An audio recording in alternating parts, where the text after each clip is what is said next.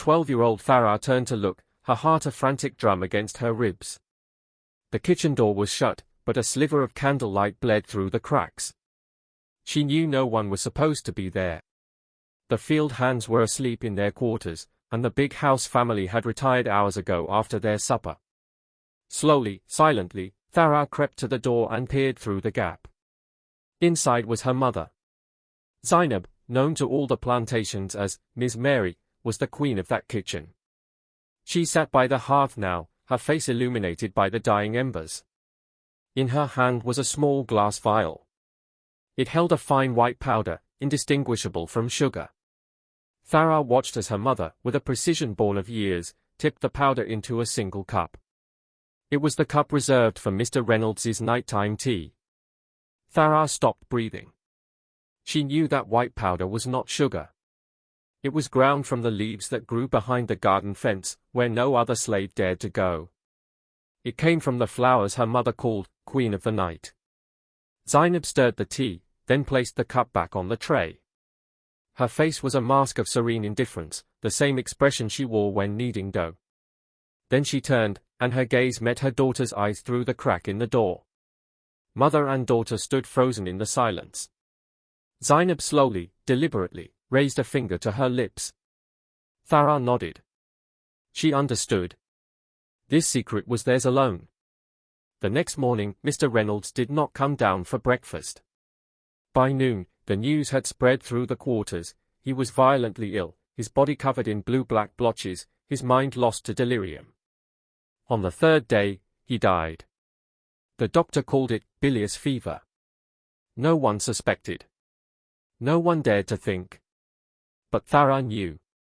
She knew her mother was the woman who knew every poison used in that house. Tharaa had been born in the bitter winter of 1829. She was the youngest of 7, but 4 had died before she drew her first breath.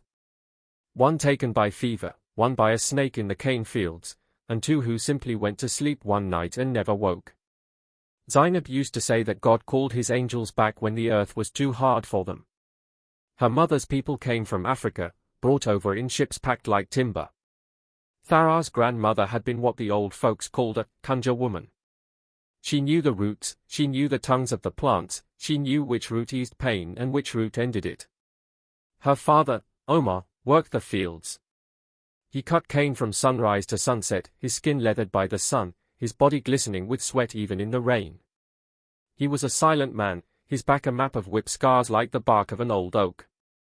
He never smiled, never cried. He just endured. Tharaa's first memory was of the cotton fields. She was 3 years old when her mother placed a tiny basket in her hand and told her to pick. Her fingers were small and clumsy, but Zainab taught her how to avoid the bowl's sharp points and pluck only the soft, white fluff. The sun was so fierce it blistered her skin, but she could not cry because the overseer, Mr. Henderson, stood nearby with his whip. Mr. Henderson was a tall, gaunt man with eyes the color of creek water. He never raised his voice, never showed anger. He spoke softly, and then the whip would fall.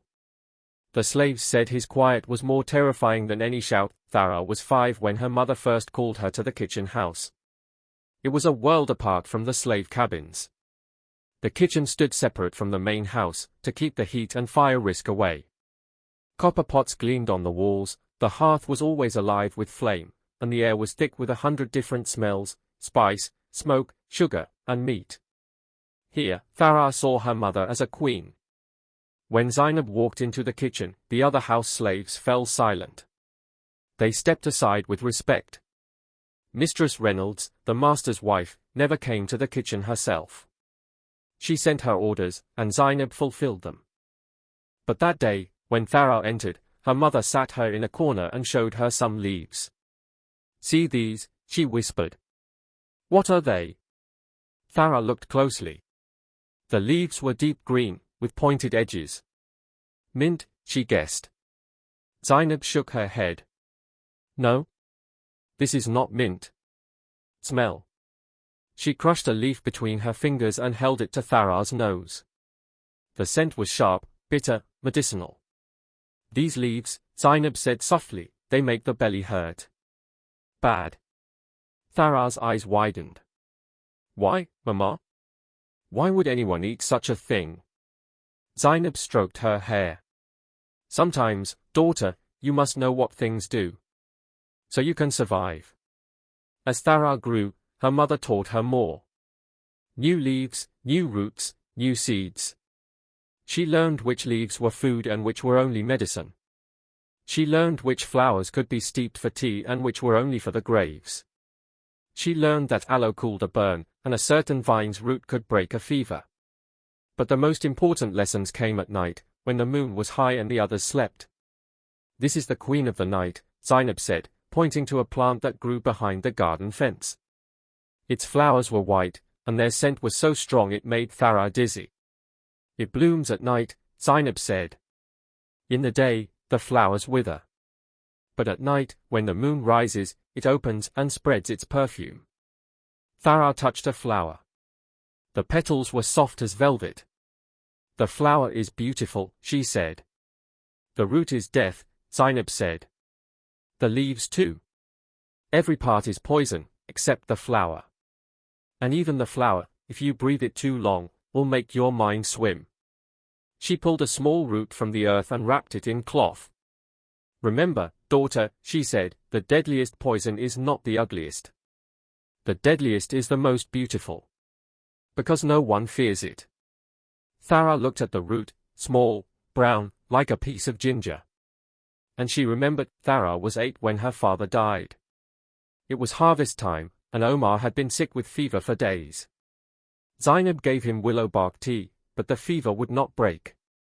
Mr. Henderson said if he didn't come to the fields, he would be whipped. Omar went. By noon, he fell. When Tharaa saw her father, he was already cold. His body lay on a cotton sack, like another crop brought in from the fields. His eyes were open, staring at the sky, as if searching for an answer he never asked in life. Tharaa held his hand. It was stiff, like wood. The palm was etched with deep lines, his fingers scarred by cotton balls. Zainab stood there, utterly still. There were no tears in her eyes. She just watched, as if she were seeing some other scene, some other time, some other place. Then she took Tharaa's hand and led her away.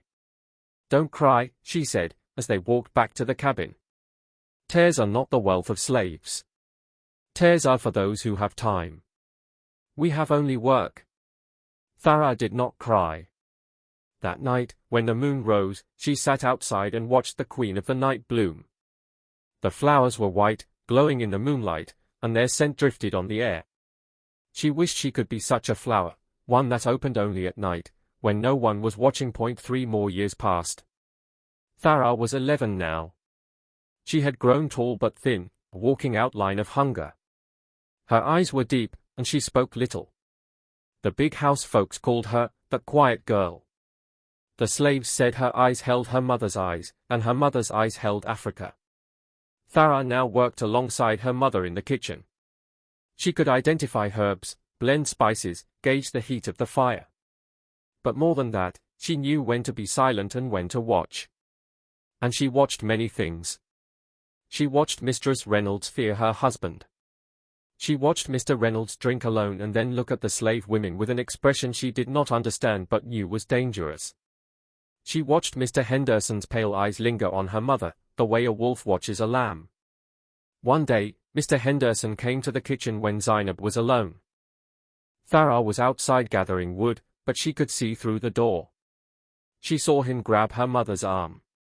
She saw her mother pull away.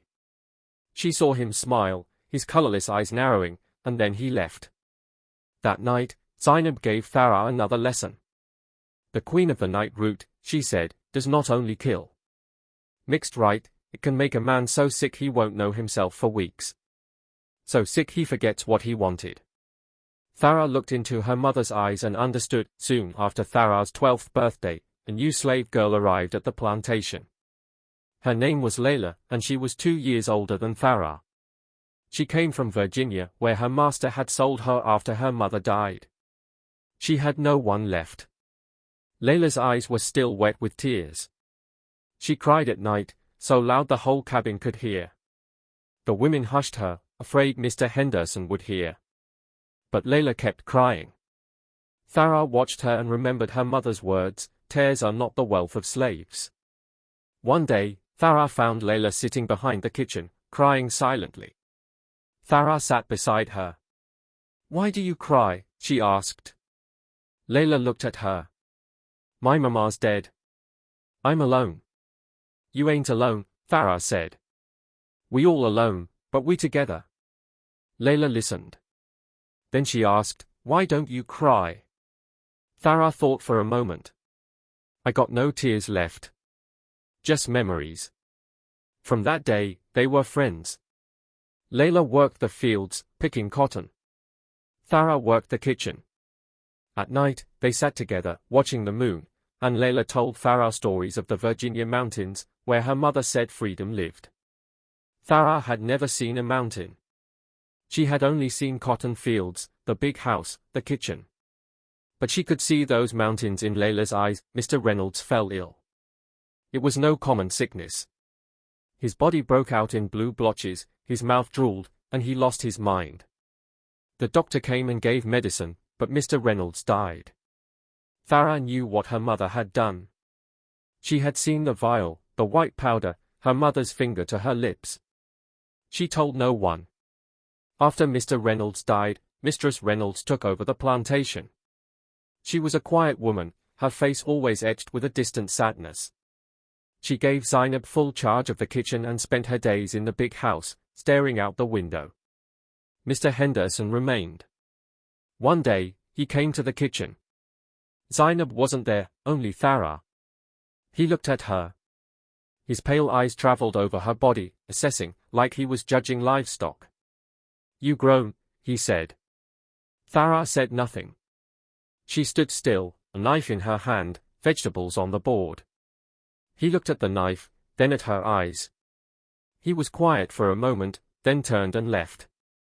That night, Tharaa told her mother. Zainab's face hardened to stone. She said nothing, but her eyes held something Tharaa had never seen before. Not fear. A cold, quiet fire, the night of the lunar eclipse. The slaves said when the moon hid its face, the earth was cursed. They said the devil climbed the sky and swallowed the moon. Tharaa sat outside the kitchen, watching the shadow creep across the moon's face. Then she heard footsteps. She turned. Mr. Henderson. His eyes glittered with whiskey. He swayed slightly, but that smile was on his lips. "Alone," he said. "Why you always alone?"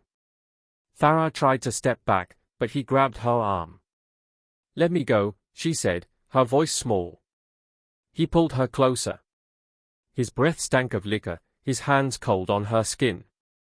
Then a voice cut through the night. "Let her go." Zainab stood in the kitchen doorway, a small vial in her hand.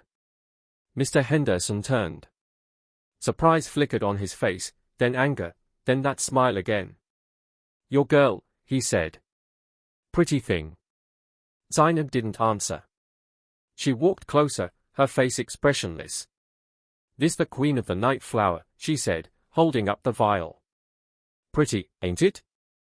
But its perfume will make you so you never touch another girl." His smile faded. He looked into Zainab's eyes and saw something that frightened him. He released Tharaa and stepped back.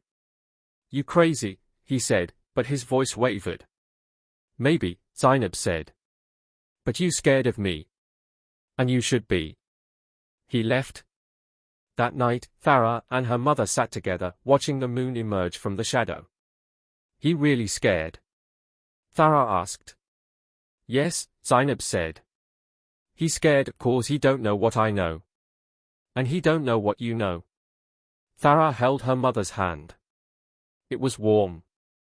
Alive, summer came, and the heat was a living thing. The cotton fields dried and cracked. Slaves fell in the noonday sun. Mr. Henderson's whip cracked, but the heat didn't care. One day, the fields caught fire. No one knew how. Some said the sun ignited the dry cotton, some said a slave set it deliberately. But the fire spread, fast as a river, devouring the fields. Slaves ran, overseers ran, horses ran. The sky blackened with smoke. From the kitchen, Tharaa watched. The fire was moving beyond the fields, toward the garden. And in that garden grew the Queen of the Night. She ran. Her mother called after her, but she didn't stop. She ran through the smoke, coughing, eyes streaming, until she reached the garden. The fire was at the fence. The Queen of the Night was scorching. Tharaa stood there, watching. She remembered everything her mother taught her, every leaf, every root, every flower. And then she did something her mother never taught her. She ran into the fire. She grabbed plants, pulling them from the ground, ignoring the heat that seared her skin. Her hair singed, her clothes smoldered, but she held the roots to her chest. She stumbled out, falling to the ground, clutching the plants. When Zainab reached her, Tharaa lay on the earth, the Queen of the Night roots in her hands. Zainab lifted her. Tears streamed down her face, the first time Tharaa had ever seen her mother cry. "Why you do this?" Zainab whispered. Tharaa looked at her. "You said it's our power. Without it, we die." The fire burned out, but much was lost. Half the cotton fields were gone, 3 slaves dead, the garden destroyed. But Tharaa had saved a few roots of the Queen of the Night. She wrapped them in old cloth and buried them beneath their cabin floor. Only she knew where. That autumn, Zainab fell ill. It was a deep sickness. A cough that wouldn't quit, a fever that wouldn't break, a weakness that grew daily. Tharaa gave her willow bark, she gave her ginger, she gave her honey. Nothing helped. One night, Zainab called Tharaa to her side. "Listen, daughter," she whispered, her voice thin as wind. "I got something for you." From beneath her pillow, she pulled an old book. It was very old, its pages yellowed, covered in marks and symbols Tharaa could not read. "This was my mama's book," Zainab said.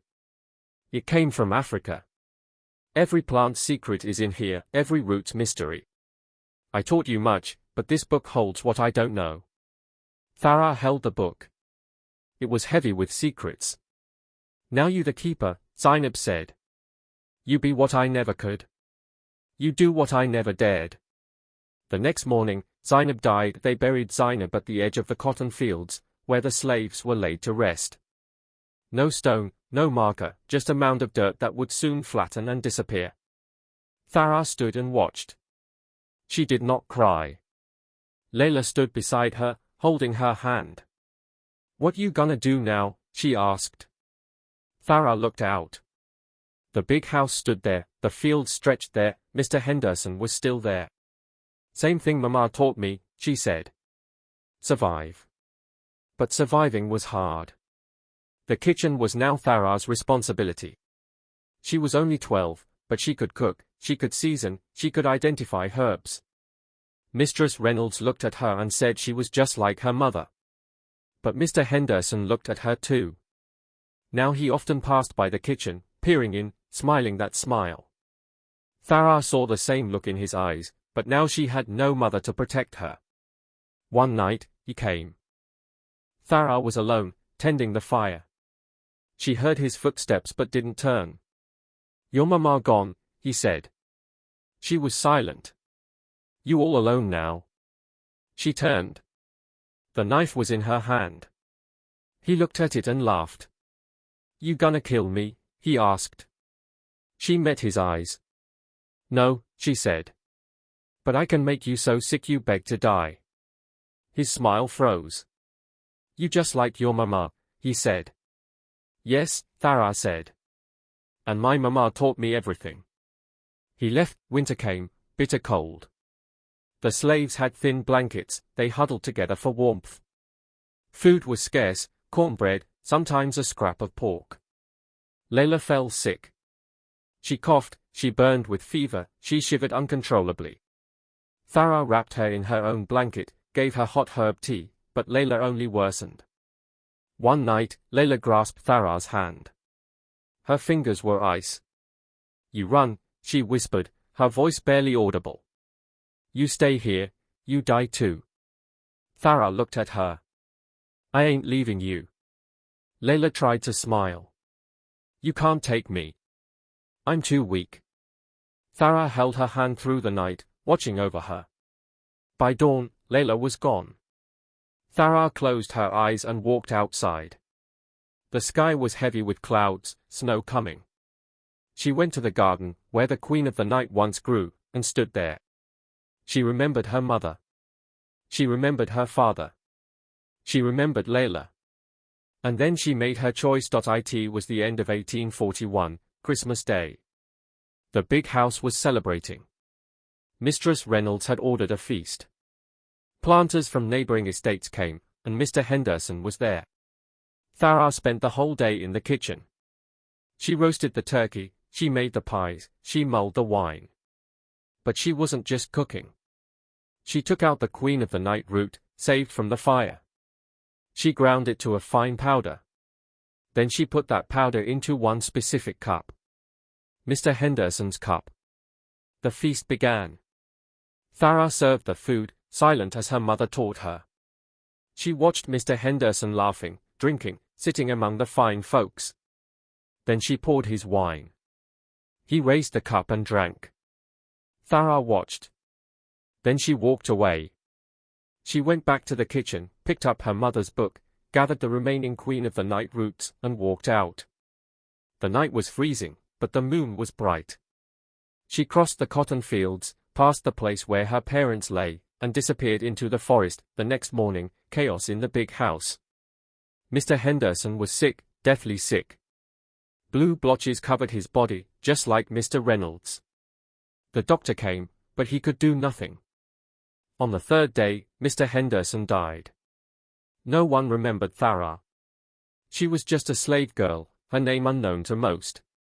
Mistress Reynolds asked where she was, but no one knew. Some said she ran, some said she died in the woods. Days later, a field hand noticed footprints leading from the cotton fields into the forest. She said nothing. Tharaa's name was never recorded. No birth certificate, no death certificate. She was just a memory, a whisper, a silent. Years later, after the war, after freedom, an old woman lived in a remote settlement. No one knew where she came from. She lived in a small cabin, surrounded by all kinds of plants. Folks said she knew roots, that she could heal the sick. Sometimes, at night, she would sit outside and watch the moon. She had an old book she never showed anyone. One day, a young girl came to her. The girl was sick, feverish, shivering. The old woman took her in, gave her hot herb tea, and stroked her head. "What's your name?" she asked. "Layla," the girl said. "My mama named me." The old woman's eyes filled with tears. "That's a fine name," she said. "A real pretty name." That night, when the moon rose, the old woman sat outside. Around her, the Queen of the Night bloomed, white flowers glowing in the moonlight. She looked at the sky and remembered her mother. Tharaa's name is in no history book. No diary mentions her, no letter tells her story, no official document proves she existed. She was one of millions whose lives dissolved into the soil, whose tears watered the cotton, whose graves have no stones. But sometimes, at night, when the moon is full, a scent drifts on the southern wind. The scent of the Queen of the Night. And they say if you listen close, you can hear a girl's voice, telling her mother that she never forgot what she was taught. This was her story. A girl who knew poison. A girl who watched the moon. A girl who ran. A girl named Tharaa. It was the first lesson.